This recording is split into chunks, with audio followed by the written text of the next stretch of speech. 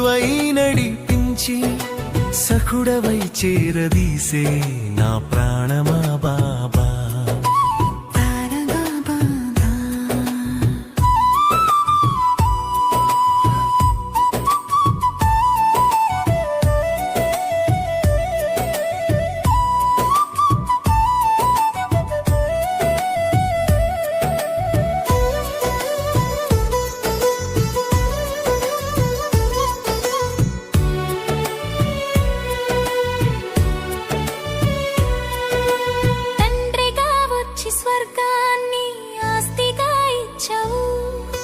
జన్మ జన్మల అలసటను ప్రేమతో తీర్చావు.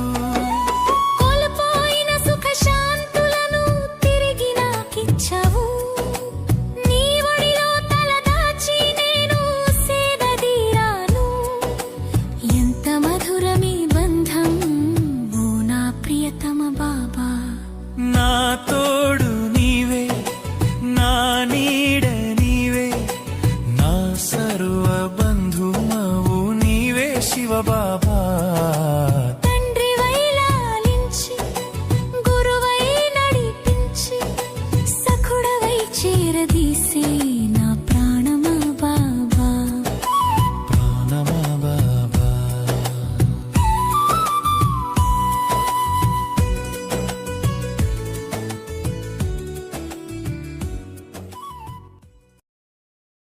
ఓం శాంతి. అందరికీ గుడ్ ఈవినింగ్. సో ఒక మంచి విశేష ఆత్మ వ్యక్తి అనండి సంధ్యాకాలం వేళ. సో మా అనుభవం మీ అందరికీ తెలుసు.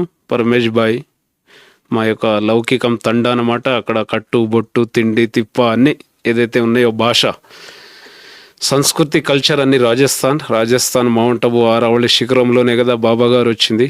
ఈ భాష ఏదైతే ఉందో లంబాడి భాష అని, ఇది గుజరాత్, రాజస్థాన్, హర్యానా కేంద్రాలలో ఈ స్థానాలలో ఈ భాష కలుస్తుంది, కల్చర్ కూడా కలుస్తుంది.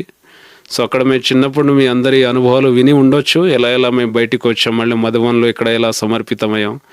దాని ముందు అన్నమాట మా పెదనాయన ద్వారా ఇలా లభించిందనేటువంటి విష్ణు, నల్గొండ జిల్లా కేబీ తండా, అక్కడ స్వగ్రామం తెలంగాణ అనమాట.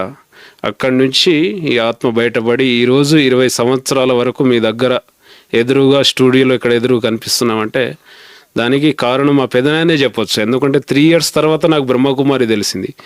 3 years ముందు మా పెదనాయన గారు విష్ణు గారు బీకే బ్రహ్మకుమార్ ఒకటే ఇల్లు అనమాట. ఇల్లు మొత్తం తామసికం, మొత్తం మాంసము, సారా, ఈ అన్ని మత్తు పదార్థాలతో ఉండే ఇంటికి. ఆ టైంలో ఒకటే ఒక శుద్ధమైన ఇల్లు పెదనాయన గారి ఇల్లు. అందులో పెదనాయన కూడా నియమాలలో అలాంటి వాతావరణంలో ఉండడానికి దానికి కారణం కూడా పెద్దమ్మ. సో ఇక్కడ మీ ముందు ఉన్నారనమాట బీకే మీరాబాయి పేరు. సో మాకు లౌకికంలో పెద్దమ్మ గారు అవుతారు. మా కళ్ళ ముందే అనమాట. మేము ఇంట్లో ఉండేవాళ్ళం. మా ఇంట్లో సారగానే పెద్దమ్మ ఇంటికి వెళ్ళి నేను నిద్రపోయేది, అక్కడే చదువుకునేది. పెదనాయన స్టార్టింగ్ ఒకటే అభ్యాసం నేర్పించాను, ఆత్మని చూడడం, తల్లి తండ్రి ఆత్మరూపంలో, మేఘాలకి సకాష్ భోగు నేర్పించడం. అందులో పెద్దమ్మ సపోర్ట్ చేసేవారు. పెదనాయనకి వంట అయినా సాత్విక భోజనమైనా ఒక సపోర్ట్గా సహయోగంగా ఉండేవారు. ఆ టైంలో జ్ఞానము ఉంది, కాకపోతే అంత పక్కాగా లేదు. పెదనాయన శరీరం త్యాగం చేసిన తర్వాత పక్కా అయ్యారు.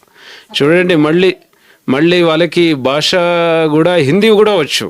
మన ఆంధ్ర రాష్ట్రాలు, తెలుగు రాష్ట్రాలు మాతలు ఎవరైనా తొందరగా నేర్చుకోవాలంటే టైం పడుతుంది. కానీ పెద్దమ్మగా ఆటోమేటిక్ హిందీ మాట్లాడడం వచ్చు. నెక్స్ట్ భాష కలుస్తుంది కాబట్టి హిందీ ఓకే. నెక్స్ట్ తెలుగు చదవడం వచ్చు, చదువు నేర్చుకోలే. పెదనాయన కూడా ఎడ్యుకేషన్ ఏం లేదు సర్టిఫికేట్, కానీ తెలుగు చదువుకుంటారు. పెద్దమ్మకు తెలుగు కూడా వచ్చు, వండర్. అది చదువుకోలే ఎడ్యుకేషన్, కానీ తెలుగు వచ్చు. మురళి చదవగలుగుతుంది, వేరే ఏం చదవదు, కానీ మురళి మాత్రం చదవగలుగుతుంది. అలా పక్కయ్యారనమాట. సో పెద్దమ్మ అక్కయ్య గారిని అడిగి తెలుసుకుందాం. ప్రథమంగా మీరు ఎట్లా జ్ఞానంలో అంటే తెలుసు, పెదనాయన ఉన్నారు ఆటోమేటిక్గా నియమాలు.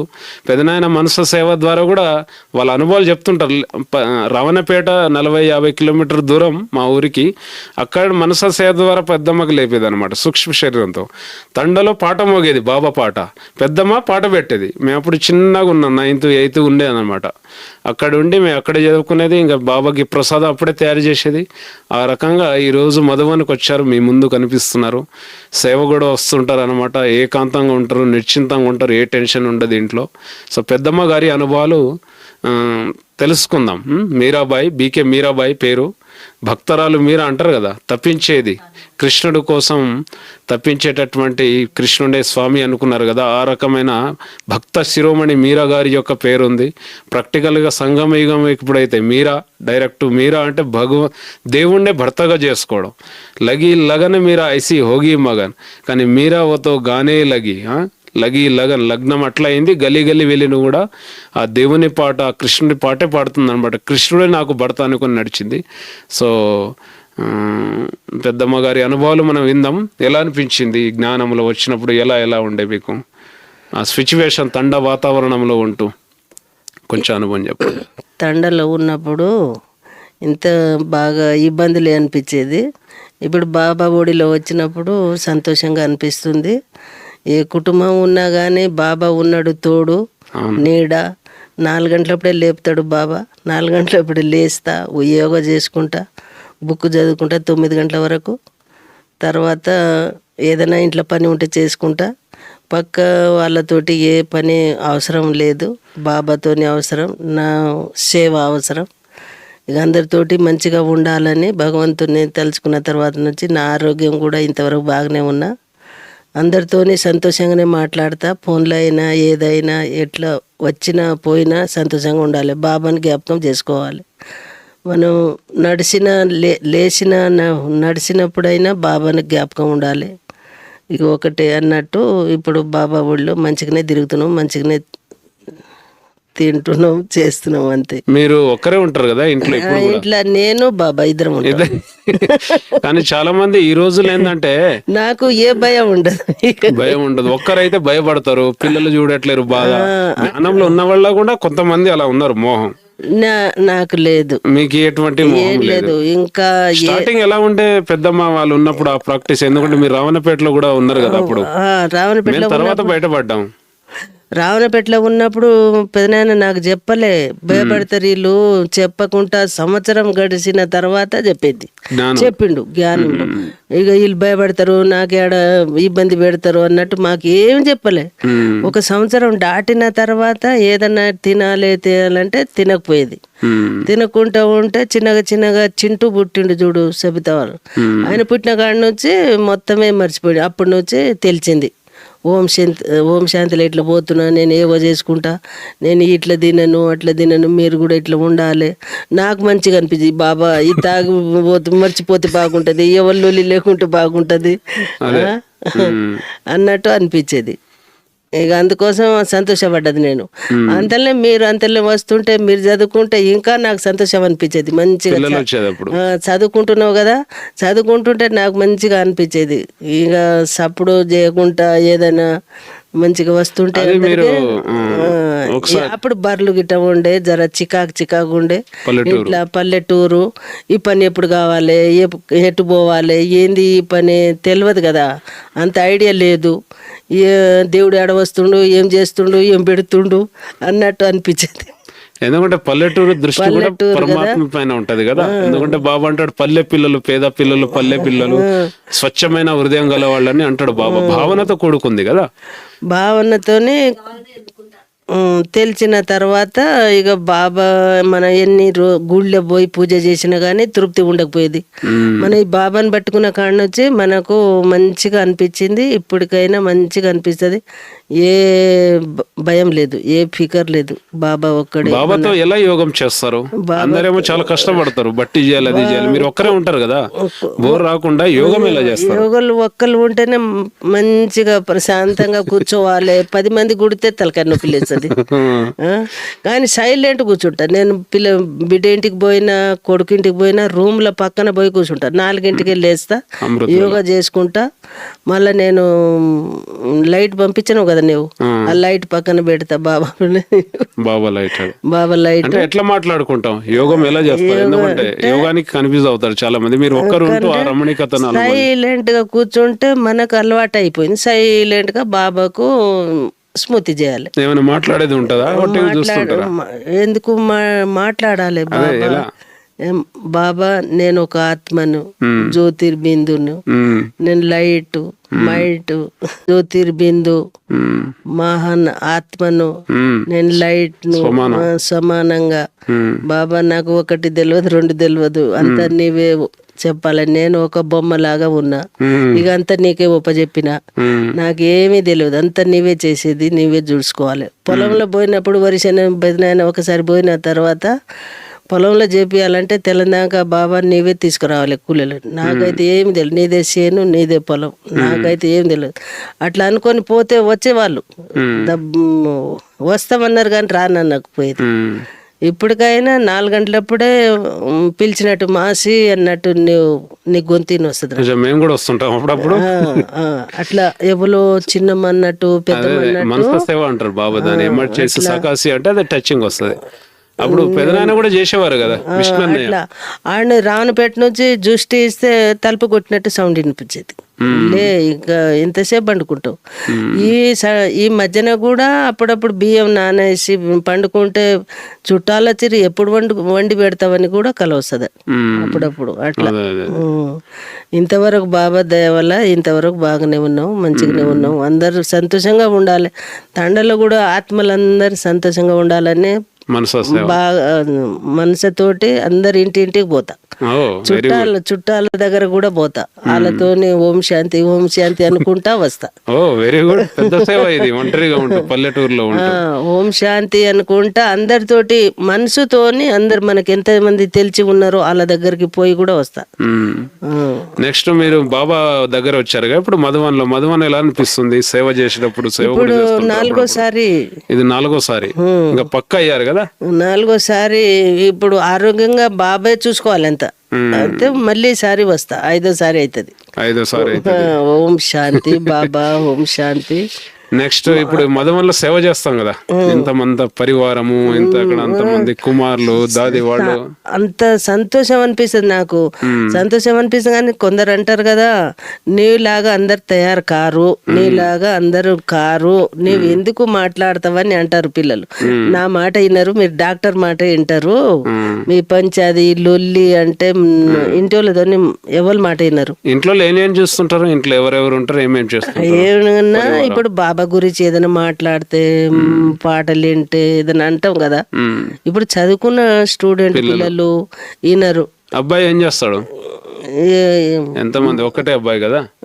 కొడుకు హాస్పిటల్ జాబ్, కోడలు హాస్పిటల్ గవర్నమెంట్ జాబ్, పెద్ద కూతురు గవర్నమెంట్ జాబ్, అల్లుడు అందరు గవర్నమెంట్ జాబ్. వీళ్ళ భాగ్యం ఏంటంటే పెదనాయన చదువుకోలే కానీ అక్కడ నుంచి వాళ్ళ హాస్పిటల్. ఫస్ట్ లో ఏమీ లేదు బిడ్డ, తినడానికి పల్లెం కూడా లేదు. పెదనాయన తల్లి లేదు, నాకు తల్లి లేదు. బాబే తల్లి, బాబే తండ్రి, బాబే మొత్తం అన్ని విధాల బాబే ఇంతవరకు మంచిగా చూసుకుండు. కానీ నాకు ఏ నాడికైనా ఏమి అనలే, దేవుని లాగా చూసుకుంటూ దేవుని రూమ్ కట్టించిండు అంతే. దేవునికి ఒప్పచెప్పిండు, బాబాని ఒప్పచెప్పిండు. ఇంట్లో బాబా రూమ్ కూడా ఉంది కదా. బాబా రూమ్ సపరేట్ ఉంది. భోగు కూడా పెడతారా? భోగు పెడతాం, బేసారం భోగు పెడతాం. ఆ భోగులో ఏమని సంకల్పం చేస్తారు? బాబానే పిలిపిస్తాం, తానం చేపిస్తే మళ్ళా చిన్న పిల్లలను ఎట్లా పాలు పట్టిస్తాం అట్లా కొడుకు రూపంలో ఇక మన ఇష్టం వచ్చిన పిల్లలతోటి బాబా అందరం వచ్చి, మన కుటుంబం అందరం వచ్చి బాబా భోగి ఇచ్చినట్టు, దృష్టి ఇచ్చినట్టు. బాబా నీవు వస్తున్నావు పరంధామం నుంచి, బ్రహ్మ బాబా శివ బాబా ఇద్దరు వచ్చి 4 మూలల దృష్టిలు ఇచ్చుకుంటా దిగుతారు వాళ్ళు. చూడండి, దిగి మంచిగా వచ్చి జరసేపు కూర్చొని బాబా భోగు స్వీకరిస్తాడు.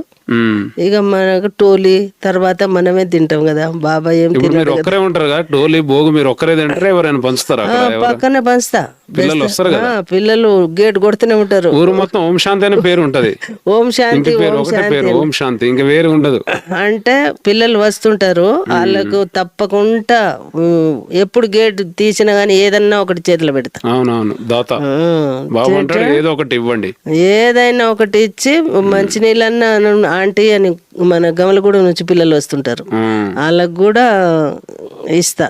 ఊరికొస్తారు చిన్న చిన్న పిల్లలు బడికి పోతారు కదా, వస్తుంటే పోతుంటే టాటా కొట్టుకుంటూ పోతారు. వినాయకుని దగ్గర ఆడ పూలు గిట్ట పెడతా, పూజ చేస్తా కదా అట్లా. ఇంతకు ముందు తండలో సారా తయారయ్యేది కదా బట్టి గుడంబ, మస్తు ఇప్పుడు మారిపోయిందా అలానే ఉందా? ఇప్పుడు చాలా మారిపోయింది. ఎందుకంటే మేము వస్తే ఒక రోజు కోసం వస్తాం, మాకు అర్థం కాదు, మీరు అక్కడే ఉంటారు కదా. ఇప్పుడు లేదు, జనరేషన్ అంతా చేంజ్ అయిందా అలానే ఉందా? అంత చేంజ్ అయ్యారు, అప్పటికి ఇప్పటికి చాలా చేంజ్ అయింది. అదే అదే ఇక సైలెంట్ నే ఉంటారు, కొంచెం గొడవలు ఉంటది. పల్లెటూరు ఇది కలియుగం కదా. సో మీరు రోజు మొత్తం 24 గంటలు కదా, 24 గంటలు ఉదయం నుంచి సాయంత్రం వరకు మళ్ళీ బోర్ కొట్టకుండా ఆ సమయాన్ని ఎలా గడుపుతారు, ఏ రకంగా గడుపుతారు, దాని విధి ఏంటిది? నేను సమయం బాబా పాటలు పెడతా, ఆ పాటలు టీవీలో ఎప్పుడు టీవీలోనే చూసుకుంటా ఉంటా. బాబాది అది మధువన్ ఇక్కడిది అన్ని టీవీలోనే చూసుకుంటా ఉంటా. బాబా రూమ్ లో వచ్చినప్పుడు అది టేబుల్ రికార్డ్ అది ఉంది కదా, ఆ పాటలు, మన సైలెంట్ పాటలు, మళ్ళా అన్నే వాళ్ళ పాటలు ఇవన్నీ వస్తుంటాయి కదా, క్లాస్ అయ్యి అనుకుంటా. 6 గంటలప్పటి నుంచి 7 గంటల దాకా కూర్చుంటా బాబా రూమ్ లో. 6 నుంచి 7 గంటల దాకా, 1 గంట సాయంత్రం. మార్నింగ్ పొద్దున 7 గంటల నుంచి 9 గంటల వరకు. Very good. మురళి చదువుకుంటా. సాయంత్రం సంధ్యాకాలం యోగం, ఉదయం మురళి. Very nice. ఇది ఫౌండేషన్ బాబా మురళి. అయ్యే అప్పుడు తీసుకుపోయినా మురళి, అయ్యే చదువుకుంటా, అయ్యే ఉంటా. ఇక రోజు మన టీవీలో మట్టుకు వారం చెప్తూనే ఉంటారు టీవీలో. గురువారంది కూడా వింటా నేను. పొద్దున్నే 6 గంటలప్పుడే స్నానం అయిపోతుంది. Very good. సో ఈ రకంగా మీరు దినచర్య పాటిస్తూ జ్ఞాన మార్గాన్ని రమణీకంగా చేసుకుంటూ ఇట్లా బాబా గురించి ఇట్లా చేసుకుంటే నేను చివరకు ఉంటది ఇల్లు. చివరకు ఉన్నా గానీ నాకు తండ పద్ధతి ఏం తెలియదు, ఎవరి లొల్లి తెలియదు, ఏ వాతావరణం తెలియదు. పాట ఉంది జగదమ్మంత కుటుంబం నాది, ఏకాంత జీవితం నాది. నాకు డౌట్ లేదు, ఒక్కదాన్ని పండుకున్నా అని బాబా తోడు ఉంటాడు. ఏది చేసినా బాబా ఉన్నాడు కదా, అందుకోసం నాకంత ధైర్యం ఉంటది. ఇంతవరకు అయితే ఏ పాము తేలు అయితే ఎన్ని తిరిగినా గానీ నేను భయపడను. Very nice. ఓం శాంతి బాబా. ఓం శాంతి. Thank you. చూశారా, ఒక పల్లె జీవితం, ఒక మారుమూల గ్రామం, ఎక్కడ బాబా పరంధామ నివాసి, ఎక్కడ మధువన్, ఎక్కడ దృష్టి. ఇప్పుడు ఇంట్లోకి వెళ్ళి తయారంటే ఇంకా గొప్ప అనిపిస్తుంది నాకు. క్లాస్ చూసినప్పుడైనా ఎక్కడైనా ఒక్క గింజనైతే పెట్టింది తెలియదు, ఒక్క మొగ్గ పూలని ఒక్క బీజం నుంచి ఏం తెలియని బీజం నుంచి ఒక్క బీజం వచ్చిందంటే మన చుట్టుపక్కల మనకు కొంచెం బాబా గురించి తెలిసినా గానీ ఎంత దగ్గర చేసుకుంటాడో మనమే అర్థం చేసుకోవాలి. అదే మేమైతే మాకు గుర్తుందన్నమాట, స్టార్టింగ్ జ్ఞానంలో వచ్చినప్పుడు మేము పెదనాయన దగ్గర బుక్స్ తీసుకెళ్లి అక్కడే నిద్రపోయేవాళ్ళం. మళ్ళీ పెదనాయన లేకపోవడం, దానం చేసుకునేది, అక్కడనే పండుకునేది, తినేది తాగేది పెద్దమ్మ ఇంట్లోనే. కాకపోతే అక్కడ డ్రెస్ మార్చుకోవడానికి, ఎందుకంటే అక్కడ బట్టి కదా వాతావరణం పడక, పెదనాన్న అన్ని నేర్పించేది అనమాట. అక్కడ ఆ లైట్ వేసుకొని బాబాతో ఆత్మిక సంభాషణ, ఆ రకంగా. చిన్నప్పుడు నేను 9th క్లాస్ అప్పుడు మా అనుభవాలు విన్నారు కదా, బీకే పరమేష్ భాయ్ ఎలా బయటకు వచ్చారనేది. దానికి ఫౌండేషన్ పెదనాయనే. ఆత్మిక దృష్టి దగ్గర కూర్చొని ఇట్లా యోగం చేయాలి, స్కూల్కి వెళ్ళేటప్పుడు దృష్టి ఇచ్చేది. దానికి పెదనాయన ఆ రకంగా ఉంటే పెదనాయనకి పెద్దమ్మ సపోర్ట్ అనమాట. ఎందుకంటే ఒక అన్నయ్య నడిచినా కూడా ఒక అక్కయ్య సపోర్ట్ కావాలి కదా జ్ఞాన మార్గంలో. ఒకరిద్దరు ఒక తను సొంత మరిది కొడుకే వచ్చిండు గానీ పక్కన ఆయన పిరిగా ఉండకపోయేది. ఆడ నుంచి నా ముఖం చూసేది. అన్నం ఏదైనా ఇంట్లో అది ఉంటే నేనే సైగ తెచ్చి తినిపో అని చెప్పేది. దొంగతనంగా వచ్చి తినేది. వాళ్ళమ్మ నాయనలు తిట్టు కానీ శరీరం వదిలిన అబ్బాయి చిన్న చాలా మంది కుమారులు చాలా మంది వచ్చిర్రు. కానీ ఇక ఉంటది కదా అక్కయ్య 10 తండ మనుషులు ఎట్లా మాట్లాడేది కూడా. ఇక మన భాగ్యంలో ఉంటే ఎవరైనా బయటపడతారు. లైఫ్ మేము చూసాము. తర్వాత మెల్లమెల్లగా పెదనాయన అవ్యక్తమైన తర్వాత శరీరం త్యాగం చేశారు కదా, దాని తర్వాత ఇంకా పక్క అయిపోయింది.